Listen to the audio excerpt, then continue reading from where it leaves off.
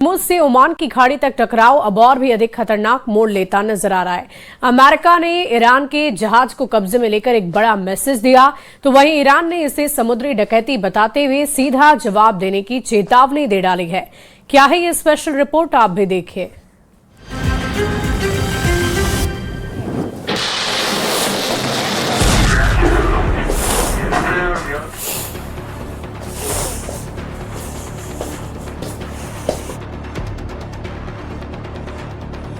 उसका जहाज को पकड़ रखा है। इससे भड़के ईरान ने ट्रंप की फोर्स को समुद्री डकैत कह दिया है, जबकि ईरान के जहाज को कब्जे में लेने के पीछे अमेरिका के अपने तर्क हैं। अमेरिका का कहना है कि ईरान के तौस्का जहाज पर अमेरिका ने प्रतिबंध लगाया हुआ है। अमेरिकी सेना के मुताबिक जहाज कथित तौर पर डुअल यूज सामान ले जा रहा था, यानी ऐसा सामान जो इंडस्ट्रियल के साथ साथ मिलिट्री इस्तेमाल में भी आ सकता है। वहीं ईरान के कमांडर ने दावा किया है कि वो अपने जहाज को दुश्मन से आजाद कराने के लिए तैयार है, लेकिन फिलहाल उन्हें जहाज पर मौजूद अपने नागरिकों की जान की परवाह है। जैसे ही उनकी सलामती की गारंटी मिलेगी तो उसका जहाज से अमेरिका को मार भगाने की धमकी दी गई है। های مسلح با توجه به شرایط موجود پس از حصول اطمینان از حفظ جان خانواده‌ها و کارکنان کشتی مورد تجاوز آمریکا اقدام لازم علیه ارتش تروریست آمریکا را انجام خواهند داد. अमेरिका ने ईरान को हॉर्मुज में उकसाया। तेल गलियारे में अमेरिका की नाकेबंदी से ईरान उबल रहा है। ईरान ने ट्रंप से कासिम सुलेमानी और अली खामनेई की मौत का बदला लेने तक दुश्मनी निभाने की कस्में खाई हैं। ईरान के कानून प्रवर्तन कमान के चीफ अली शिराजी ने ऐलान किया है कि जब तक ईरान ट्रंप से कासिम सुलेमानी का बदला नहीं ले लेता, युद्ध खत्म नहीं होगा। अगर सीज फायर समझौता होता भी है तो ईरान अमेरिका और ट्रंप के सामने झुकेगा नहीं। ईरान के वॉर कमांडर्स मानते हैं कि समझौता होने नहीं होने से अमेरिका से दुश्मनी पर फर्क नहीं पड़ने वाला, क्योंकि ट्रंप जिस तरह के ऑफर दे रहे हैं उसे ईरान कबूल नहीं कर सकता। ट्रंप ने ईरान को नए प्रपोजल में 20 साल तक एटम बम नहीं बनाने को कहा है। इसके बदले वो 20 साल तक ईरान पर कोई हमला नहीं करेंगे। ट्रंप ने इस बार ईरान को $200 अरब फंड अनफ्रीज करने की डील दी है। समझौते के फौरन बाद $27 अरब वो देने के लिए तैयार है। इतना ही नहीं, ट्रंप ईरान को ऊर्जा जरूरत के लिए यूरेनियम रखने की इजाजत भी देने के लिए राजी है। तो फिर ईरान किस बात पर भड़का हुआ है? क्या ये हॉर्मुज स्ट्रेट है? हॉर्मुज में परमानेंट टोल बूथ बनेगा या नहीं, इस पर अभी सस्पेंस है। ट्रंप यूरेनियम का खात्मा अमेरिका में करेंगे या ईरान में, यह भी साफ नहीं। आईआरजीसी कमांडर का स्टैंड है कि युद्ध में वो जीते हैं, इसलिए अमेरिका को ऐसी डील ऑफर करनी होगी जिसमें सिर्फ ईरान मुनाफे में हो। रेवोल्यूशनरी कमांडर मोहम्मद रजा नकवी पहले ही बतला चुके हैं कि अब तक युद्ध में उसके लड़ाकों ने जो किया वो सिर्फ ट्रेलर है। सीजफायर खत्म होने के बाद अमेरिका को ऐसा झटका लगेगा जिसकी ट्रंप ने कल्पना नहीं की है। دست برتر با نیروهای ماست. ما دست بالا رو داریم. ما خیلی هدفها رو نزدیم، یعنی خیلی از چیزایی که کارهای مهمتری بوده گذاشتیم برای مراحل بعدی و اگه بخواد کار به این جای جنگ مجدد برسه دست برتر رو ما داریم. ما تولید نفت رو میتونیم متوقف کنیم 15 میلیون به بالا، 15 میلیون بشکه نفت در روز رو ساقط کنیم، یک سال اصلا تعطیل باشه. خب نخواستیم حالا خیلی مزاحمتایی به وجود بیاد توی दुनिया व इन्हा खुलासा साफ कर दी। ईरान के इरादों का कुछ हद तक अंदाजा ट्रंप को लग चुका है, इसीलिए अमेरिका ईरान के जहाजों को जहां भी देख रहा है उन्हें अपने कब्जे में ले रहा है। ओमान की खाड़ी के बाद अमेरिका ने हिंद प्रशांत समुद्री रूट पर ईरान के जहाज पर कब्जा कर लिया है।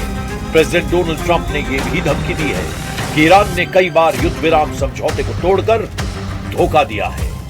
इस बीच ईरान से मिली खबरें ट्रंप की टेंशन दोगुनी कर रही हैं। ईरान ने सरप्राइज हमले की पूरी तैयारी कर ली है। ईरानी मीडिया की रिपोर्ट के मुताबिक ईरान ने दूसरे राउंड में युद्ध के शुरुआती कुछ सेकंड्स में अमेरिकी सैन्य अड्डों और इजराइल के अंदर घुसकर हमले का प्लान बनाया है। ईरान फोर्स ने दुश्मनों को इस बार नरक दिखाने की धमकी दी है। ईरान ने सीजफायर में मिली मोहलत में तैयारी की, नए हथियार बनाए, नई मिसाइलें बनाई। ईरान ने अंडरग्राउंड मिसाइल बेस एक्टिव कर रखे हैं।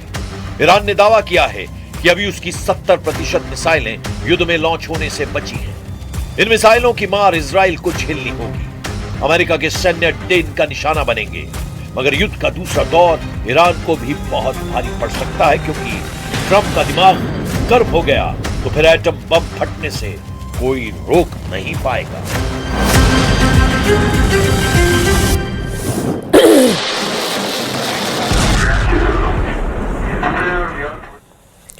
और देखिए, सीज फायर था, बातचीत भी थी, फिर भी डील क्यों नहीं हुई? इस्लामाबाद में शांति की कोशिशें आखिर क्यों फेल हो गई? एक तरफ ट्रंप का दबाव, दूसरी तरफ ईरान का विरोध, नाकाबंदी और जहाज कब्जे में कैसे बिगड़ा पूरा खेल, इस रिपोर्ट में आपको दिखाते हैं।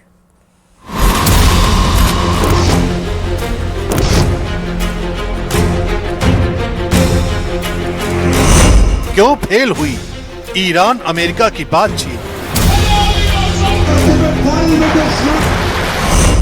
क्यों फिर शुरू हुई ईरान अमेरिका में हॉट टॉक? दुनिया के लिए घड़ी अनिश्चितता से भरी है, क्योंकि पश्चिम एशिया में हालात हर घंटे बदल रहे हैं। ईरान और अमेरिका के बीच बातचीत इसलिए फेल हुई क्योंकि जमीन पर हो रही कार्रवाइयों ने कूटनीति को कमजोर कर दिया। चंद घंटों पहले अमेरिका ने सीज फायर बढ़ाने का ऐलान किया,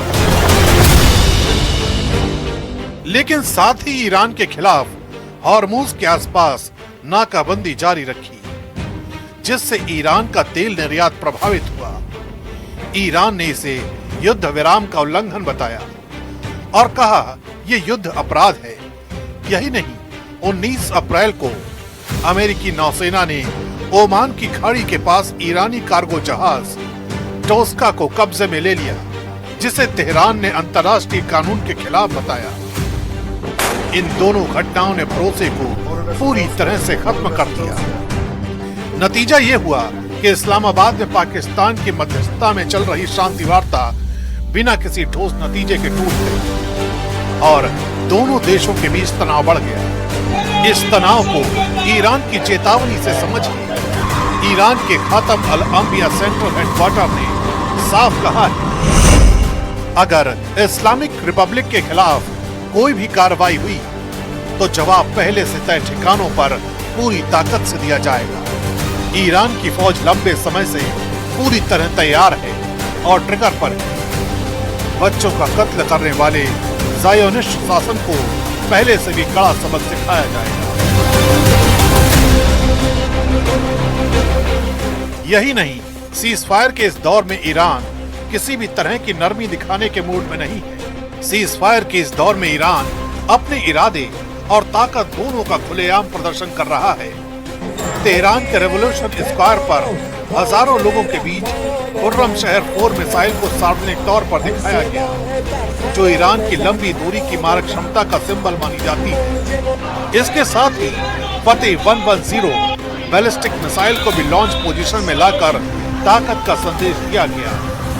ये सब कुछ उस वक्त हुआ जब सीज फायर की समय सीमा खत्म होने वाली थी। सड़कों पर ईरानी लड़ाकों की रैली और हथियारों का प्रदर्शन साफ संकेत देता है कि तेहरान पीछे हटने के मूड में नहीं है, बल्कि किसी भी संभावित टकराव के लिए पूरी तरह तैयार है।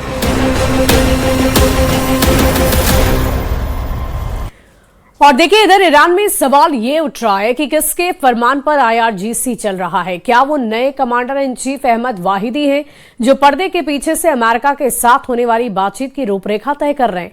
वाहिदी क्यों इतने अहम हैं, इस स्पेशल रिपोर्ट में आपको दिखाते हैं। वाहिदी ने कमांडर बनने के साथ ही मिलिट्री काउंसिल का गठन किया, जिसमें ईरान की संसद के speaker Mohammad Bagher Ghalibaf, national security council के एक सेक्रेटरी मोहम्मद बघेर जोलगद्र और सुप्रीम लीडर के मिलिट्री एडवाइजर मोहसिन रेजाई शामिल थे। गालिबाफ तेहरान के मेयर रह चुके हैं, IRGC की एयरफोर्स के कमांडर भी रह चुके हैं और अब भी इस मिलिट्री जुंटा यानी कि सैन्य शासन का राजनीतिक चेहरा बन गए हैं। मोहसिन रेजाई और जोलगद्र पुराने जनरल हैं, यानी अभी ईरान पर जिसकी कमान देखी जा रही है उसमें कोई भी मॉडरेट या नरमपंथी नेता नहीं दिखाई दे रहा। फिलहाल वाहिदी की अगुवाई में मिलिट्री काउंसिल ही इस जंग में फैसले ले रही है। ईरान के चुने हुए प्रेसिडेंट मसूद पजेश्कियन के साथ वॉर में चल रहे इस मुल्क की पूरी सिविलियन सरकार को किनारे कर दिया गया। इसका एक नमूना तब देखने को मिला जब प्रेसिडेंट पजेश्कियन ने इस्लाम खतीब की जगह हुसैन देगान को ईरान का नया इंटेलिजेंस मिनिस्टर बनाने की कोशिश की। मीडिया रिपोर्ट्स के मुताबिक अहमद वाहिदी ने बीच में ही आकर प्रेसिडेंट के इस फैसले को सीधा वीटो कर दिया और प्रेसिडेंट की लिस्ट खारिज कर दी।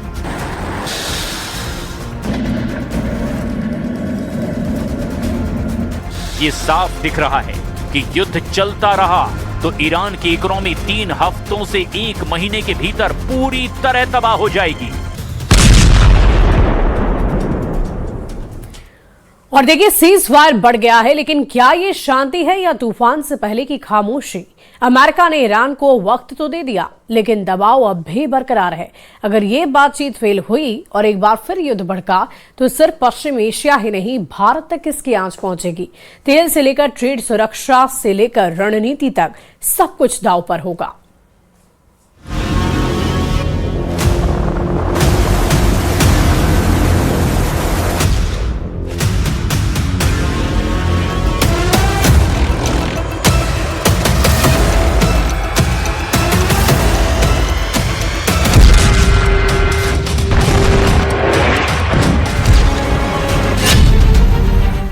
अगर जंग दोबारा भड़की तो क्या होगा?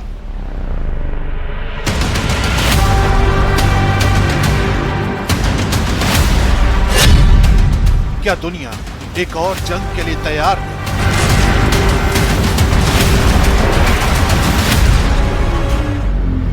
पश्चिम एशिया में युद्ध के घातक परिणाम।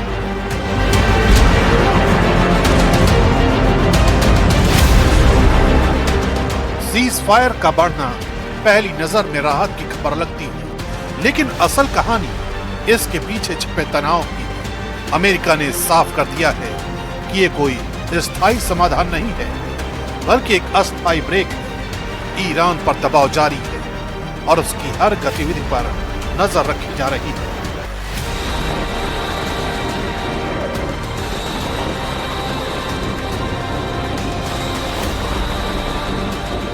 अगर ईरान का प्रस्ताव अमेरिका को खुश नहीं करता तो ये सीज फायर कभी भी खत्म हो सकता है। ऐसे में ये पूरा क्षेत्र बारूद के ढेर पर बैठा हुआ है, जहां एक चिंगारी पूरे पश्चिम एशिया को फिर से युद्ध की आग में झोंक सकती है और इस आग का असर कई देशों को झुलसा सकता है।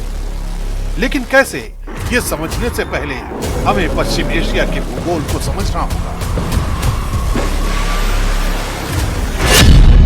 पश्चिम एशिया एशिया महाद्वीप का वो अहम हिस्सा है जिसे आमतौर पर मिडिल ईस्ट कहा जाता है और जो दुनिया की राजनीति और अर्थव्यवस्था का केंद्र बना हुआ है। ये क्षेत्र यूरोप, अफ्रीका, मध्य एशिया और दक्षिण एशिया के बीच एक रणनीतिक पुल की तरह काम करता है। इसलिए यहाँ की हर हलचल वैश्विक असर पैदा करती है। भौगोलिक रूप से ये इलाका भूमध्य सागर, काला सागर, कैस्पियन सागर, फारस की खाड़ी, अरब सागर, लाल सागर और अदन की खाड़ी से घिरा हुआ है, जो इसे समुद्री व्यापार के लिए बेहद महत्वपूर्ण बनाता है। सऊदी अरब, ईरान, इराक, तुर्की और यूएई जैसे बड़े देश इस क्षेत्र का हिस्सा हैं, जिनके पास दुनिया के सबसे बड़े तेल भंडार मौजूद हैं। यही वजह है कि पश्चिम एशिया सिर्फ एक भौगोलिक क्षेत्र नहीं, बल्कि ऊर्जा व्यापार और वैश्विक शक्ति संतुलन का सबसे बड़ा केंद्र माना जाता है। और अगर यहाँ दोबारा युद्ध भड़कता है तो सबसे बड़ा झटका ऊर्जा सेक्टर को लगेगा और इसके असर से कोई भी देश अछूता नहीं रहेगा। पश्चिम एशिया दुनिया के कुल तेल उत्पादन का करीब 30% हिस्सा देता है और यही वजह है कि यहाँ की हर हलचल सीधे ग्लोबल मार्केट को हिला देती है। भारत अपनी करीब 85% तेल जरूरत आयात के जरिए पूरी करता है, जिसमें से 50% से ज्यादा हिस्सेदारी इस क्षेत्र से आती है। जैसे ही तनाव बढ़ता है, कच्चे तेल की कीमतों में उछाल आता है, जो तुरंत पेट्रोल और डीजल के दामों में दिखाई देता है। इसका असर सिर्फ ट्रांसपोर्ट तक सीमित नहीं रहता, बल्कि खाने पीने से लेकर रोजमर्रा की हर चीज महंगी होने लगती है।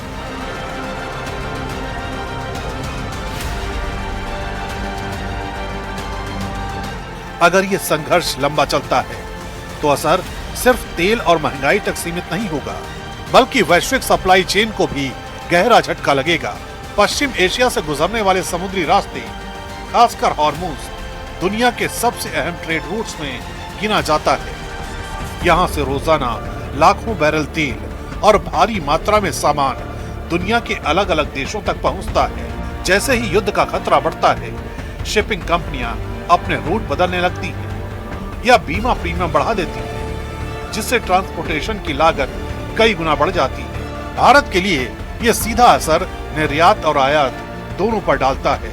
इलेक्ट्रॉनिक्स, उर्वरक और खाद्य तेल जैसे जरूरी सामान महंगे हो सकते हैं। अगर हालात और बिगड़े तो ये वैश्विक मंदी की आहट भी बन सकता है, जिसका असर हर घर तक महसूस हो। सुरक्षा के लिहाज से भी ये संघर्ष भारत के लिए चिंता का विषय बन सकता है।